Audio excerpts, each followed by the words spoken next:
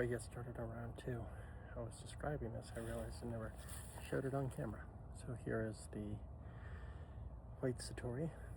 I got the Kaminsky weight up front. Basically makes it dead in the hand.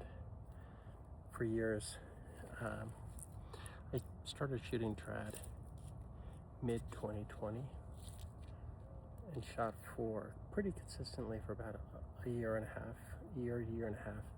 And there was a local instructor who was really trying to build up a trad thing at the time. And he was amazing. I saw him each week and worked through it. And then he left to become a guide for hunts in West Texas and elsewhere. And so after that, I kind of dropped off. And maybe a year would go by and I'd shoot a couple times, and a couple times I'd pick up my compound around season and go out and use it. And I'm just like, gosh, I just loved it. So it was probably about this time last year that I was like, I want to build in a consistent practice. And I took out my old Satori, took it up to RMI in Colorado, and got the Uka Gobi limbs on it. Really loved those. And I started shooting my Bob Lee. Bob Lee is 45 pounds at 28. I have a 29.5-inch draw. And so at the time I was getting back into it, it was a pretty stiff bow for where I was, but I built up and I started shooting it every day, and I loved it. But I was looking for a lower poundage, more forgiving bow for daily shooting, and that's how I ended up with this. So it's a Hoyt Satori 17-inch riser.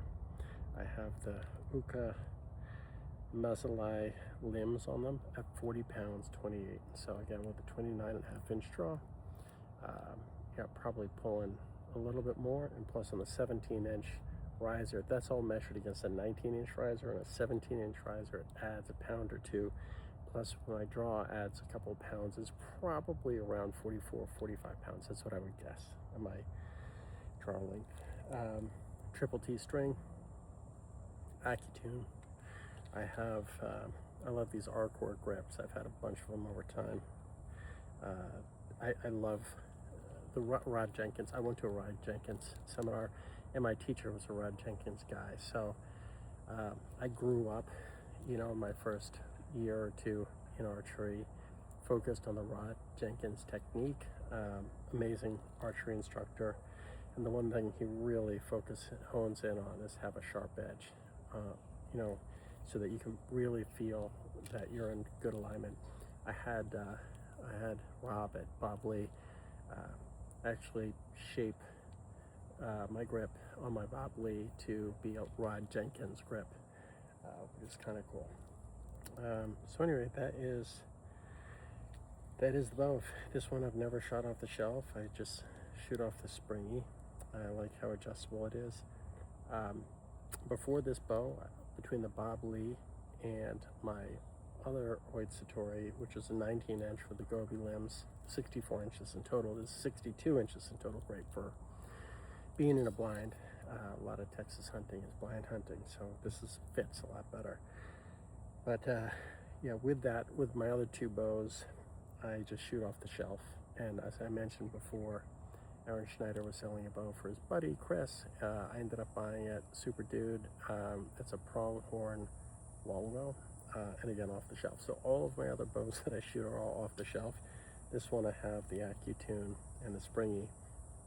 I just love it. It's really, really solid setup. Makes tuning really, really fun and easy. So that's the bow. I shoot these Axis 5mm. I've shot a lot of different kinds of arrows, and love these. Now, I don't have the patience to fletch everything myself, and when I do, it's just brutal. I'm just not an arrow fletcher.